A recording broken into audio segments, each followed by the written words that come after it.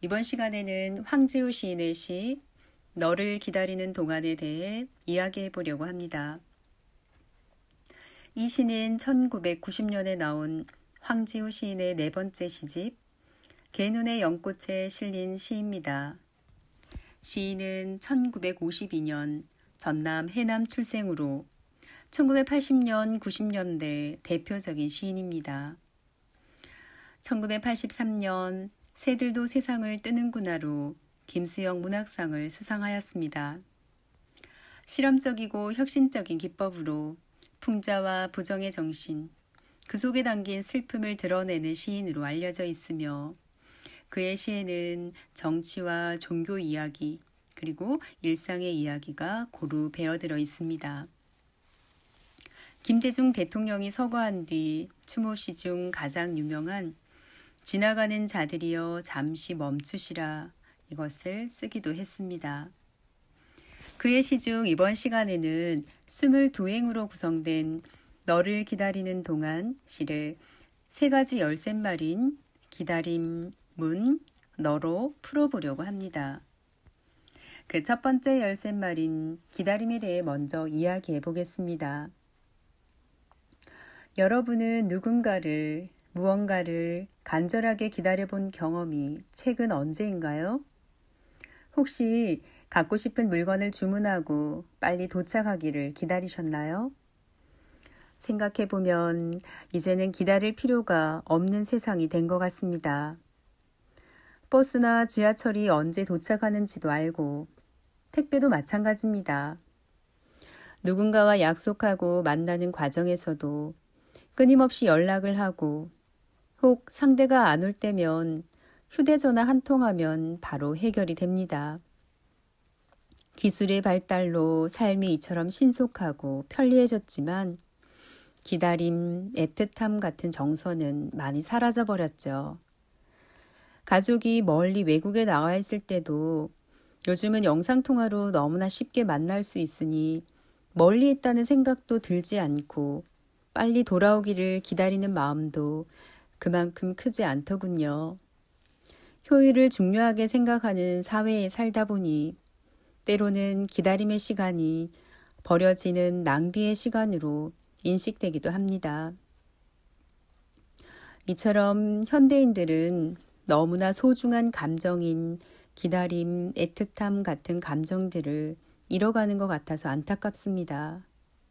그래서 기다림의 감정이 너무나 잘 담긴 이 시가 많은 이들에게 더 사랑을 받는 것 같습니다. 시의 앞부분에는 너를 기다리는 나의 감정을 이렇게 표현하고 있습니다. 다가오는 모든 발자국은 내 가슴에 쿵쿵 거린다. 바스락거리는 나뭇잎 하나도 다 내게 온다. 기다려 본 적이 있는 사람은 안다. 세상에서 기다리는 일처럼 가슴 애리는 일 있을까? 가슴 애리는 기다림을 느껴보셨나요? 미리 가서 너를 기다리는 나에게 기다림은 가슴 쿵쿵거리는 설레는 시간이고 이것이 길어지면 가슴 애리는 마음 아픈 고통의 시간이 됩니다. 설렘이 큰 만큼 희망은 불안으로 바뀌고 안타까움이 커져서 실망하고 절망하게 되죠. 그런데 이 시는 그런 간절한 기다림에서 멈추지 않는다는 게 핵심입니다. 아주 먼 곳에서 아주 오랜 세월을 다하더라도 너가 오고 있다는 희망으로 결국 자신도 너에게 가게 됩니다. 19행부터는 이런 구절이 나옵니다. 너를 기다리는 동안 나도 가고 있다. 남들이 열고 들어오는 문을 통해 내 가슴에 쿵쿵거리는 모든 발자국 따라 너를 기다리는 동안 나는 너에게 가고 있다. 몸은 그 자리에 그대로 있지만 마음은 너를 향해 가고 있습니다. 나를 설레게 했던 쿵쿵거리는 모든 발자국을 따라 너에게 갑니다. 자리에 앉아있는 삶을 떨쳐버리고 너에게 가고 있는 삶으로 바뀐 것이죠. 더 이상 우리가 만나느냐 만나지 못하느냐가 너에게만 달린 수동적 상황이 아니라 이제는 그 만남의 열쇠를 내가 가지게 됩니다. 내가 너에게 갈수록 만남은 더 빨리 이루어질 수 있고 너에게 가면서 자연스레 기다림의 시간은 행복한 시간으로 바뀝니다. 물론 만났을 때의 기쁨도 배가 되겠지요. 두 번째 열쇠말은 문입니다. 우리가 하루에도 몇 번씩 무심코 열고 닫는 것이 문입니다. 시 속에서 창이 나오는 경우가 종종 있는데 창은 투명해서 밖을 내다볼 수 있으니 안과 밖을 연결해 주면서도 단절해 주는 매개체로 사용됩니다. 이에 비해서 문은 열고 들어오고 나갈 수 있으니 창에 비해선 좀 더 적극적인 매개체죠. 이 시 속에서 문은 좀 더 특별합니다.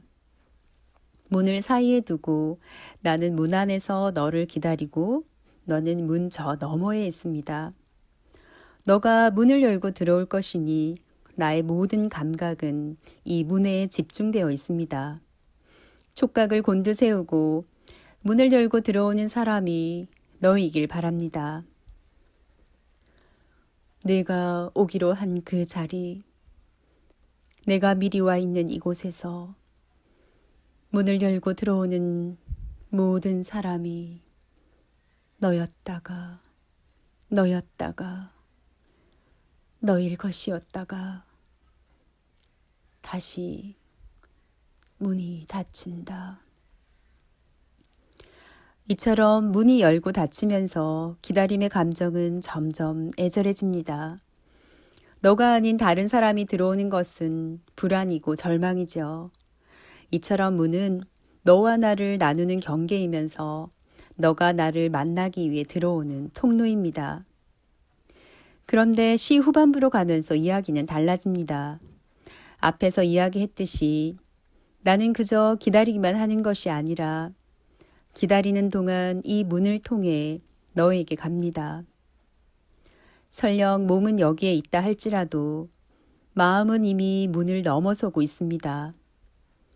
너가 나에게 오는 통로였던 문이 이제는 내가 너에게 가는 통로가 됩니다. 변화의 순간이 이 문에 집중되어 있습니다. 헤르만 헤세의 데미안에서 새는 알에서 나오려고 투쟁하며 태어나려는 자는 한 세계를 깨트려야 한다고 합니다. 기다림도 마찬가지입니다. 기다리기만 하는 삶은 초조하죠. 그것이 공간적, 시간적으로 멀리 있다 하더라도 희망을 버리지 않으며 기다리면 만남은 이루어지기 마련이고 무작정 기다릴 것이 아니라 문을 통해 나아갈 필요도 있습니다. 세 번째 열쇠말은 너입니다. 너는 누구일까요? 나는 너를 기다리고 있고 시 13행에서 사랑하는 이여라는 표현이 나옵니다.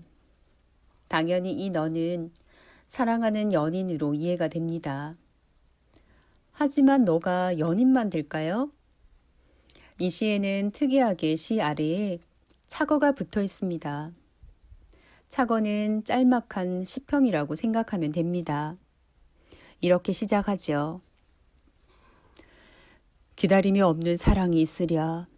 희망이 있는 한, 희망을 잊게 한 절망이 있는 한, 내 가파른 삶이 무엇인가를 기다리게 한다. 민주, 자유, 평화, 숨결더운 사랑. 이 착어 덕분에 너는 그저 연인만이 아니라 민주, 자유, 평화, 숨결더운 사랑의 의미를 더하게 되고 우리는 시를 더 풍부하게 바라보게 됩니다. 어찌 보면 삶은 기다림의 연속입니다. 아이들은 생일을 기다리고 학생들은 방학을 기다리고 수험생은 합격 발표를 기다리고 어른들은 월급날과 승진을 기다리기도 합니다. 그리고 수많은 사람들이 코로나19 상황 속에서 일상의 회복을 애타게 원합니다. 시인은 이 시를 1986년 11월 어느 날 하이틴 잡지에 근무하는 한 선배 시인이 이봐 황시인 시 하나 줘. 하이틴이야? 쉽고 간단하게 하나 얼른 긁어줘. 하는 말에 그 자리에서 5분 내로 쓱 써준 시라고 합니다. 놀랍죠? 그런데 시인은 독자를 경멸하면서 함부로 써버린 시를 여러 사람이 찾는다는 말에 처음에는 얼핏 수치심 같은 걸 느꼈다고 합니다. 그러다가 남북 정상회담이 열리고 이산가족 상봉이 있던 날 50년 동안 누군가를 필사적으로 기다려야만 했던 우리 역사의 슬픈 객들을 위해서 이 시가 음송되는 걸 우연히 듣고는 더 이상 이 시를 부끄러워하지 않기로 했다고 합니다. 시인이 5분 만에 쉽게 쓴 시라고 하지만 80년대 독재 정권 하에서 민주화 운동에 가담하며 민주와 자유를 애타게 기다렸던 그의 마음이 없었다면 이런 시를 단숨에 쓰진 못했을 겁니다. 그의 간절함이 은연중에 담겨 있어서 많은 사람의 공감을 불러일으키는 것이겠지요. 기다림 없는 사랑이 없듯이 기다림 없는 삶은 없습니다. 이 시를 통해 우리가 잃어가는 기다림의 감정을 되살려 보았으면 합니다. 또한 때로는 내가 바라는 것이 알아서 내 앞에 오기를 기다린 건 아닌지 자신을 되돌아보면서 용기를 내어 앞으로 한 걸음 내디뎌 보면 어떨까 합니다. 지금까지 기다림, 문, 너라는 세 가지 열쇠말로 너를 기다리는 동안을 살펴보았습니다. 독자 여러분들이 이 작품을 감상하는데 조금이라도 도움이 되길 바라면서 세 가지 열쇠말로 열어보는 문학 이야기 너를 기다리는 동안 편을 마칩니다. 고맙습니다.